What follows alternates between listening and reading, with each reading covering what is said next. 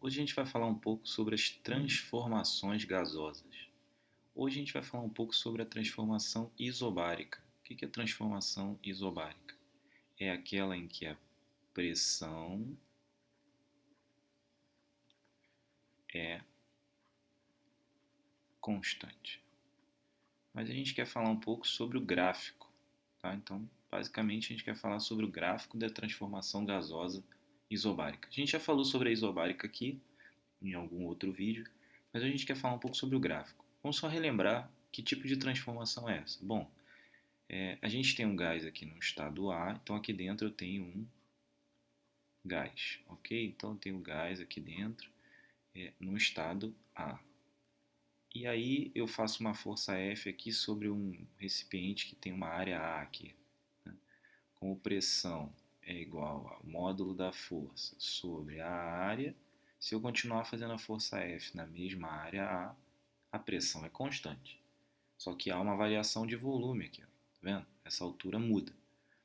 Isso quer dizer que uma molécula de gás que fazia um choque aqui, outro aqui embaixo e outro aqui embaixo, 3 choques, por exemplo, por segundo, ela tem que continuar fazendo um, 2, 3 choques por segundo. Isso significa que a sua velocidade de deslocamento, que a gente pode entender como a temperatura, já que a temperatura é o grau de agitação molecular, tem que ser a mesma. Então, certamente, essa velocidade V2 tem módulo menor que a velocidade V1. Porque se eu ando mais devagar, eu tenho temperatura menor. Então, aqui é a temperatura T1, aqui é a temperatura T2.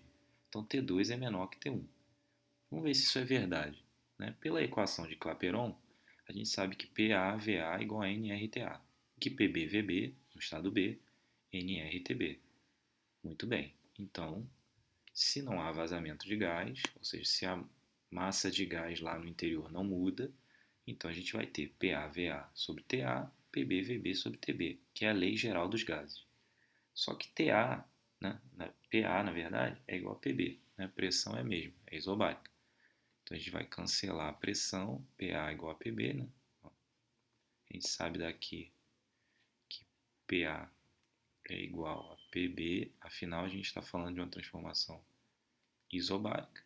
Então VA sobre TA, então eu posso escrever a partir daqui que VA sobre TA é igual a VB sobre TB, que a gente já tinha falado antes, né? Volume e temperatura são diretamente proporcionais. Um aumento de volume, aumento de temperatura. Diminuição de volume, que é o que está representado aqui, diminuição de temperatura, velocidade molecular menor. Bom, mas e os gráficos? Digamos que eu tenho um gráfico pressão-volume. Conforme eu aumento o volume, certo? A pressão tem que se manter. O que acontece com a temperatura? Lembre-se que a gente já falou aqui do gráfico da isotérmica. E a isotérmica ela passa assim no gráfico PV. Ó. Então essa é uma isoterma, temperatura TA. Essa é outra isoterma, temperatura TB. E a gente falou aqui, quando eu falei das isotermas, que quanto mais afastado da origem, maior a temperatura. Então TB é maior que TA, que é o que falamos aqui, ó. Proporcionalidade entre volume e temperatura. Volume maior, aqui ó, VB é maior que VA. Isso significa que TB é maior que TA se a gente estiver indo nesse sentido. A pressão é fixa. Vamos chamar de P0. Ok? E só para lembrar você, esse gráfico ele não vai encostar aqui, porque o volume não pode ser zero. Né? Então, o volume não pode ser zero. Esse é o gráfico do volume e pressão. O que acontece num gráfico pressão-temperatura? A mesma coisa. Né? Pressão-temperatura, se a temperatura aumenta, então vamos pegar aqui um TA, TA, e aqui um gráfico, aqui no gráfico TB. Se eu estou indo de TA para TB, a minha temperatura está aumentando. Então, estou fazendo isso. A pressão é fixa, P0. Né? Se a temperatura que estiver em Kelvin nunca vai chegar a zero aqui. Então, esse gráfico não vai chegar aqui. Mas eu sei aqui que a gente tem nesse momento um volume VA, nesse outro momento um volume VB, e que VB obrigatoriamente tem que ser maior que VA por conta dessa relação. Bom, vamos mudar de novo aqui os eixos. E se eu tiver um gráfico VT? Bom, então como VA, né, V e T são proporcionais, a gente tem um gráfico desse tipo. Vamos voltar aqui. A gente tem VA sobre TA igual a VB sobre TB.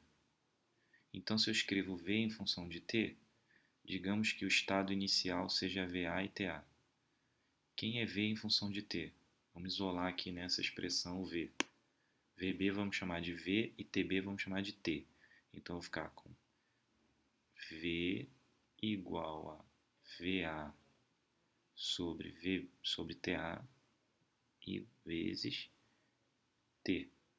Isso me lembra, né, uma expressão do tipo Y, que é esse cara aqui, igual a um coeficiente, que é o coeficiente angular, A vezes X, que no nosso caso é o T.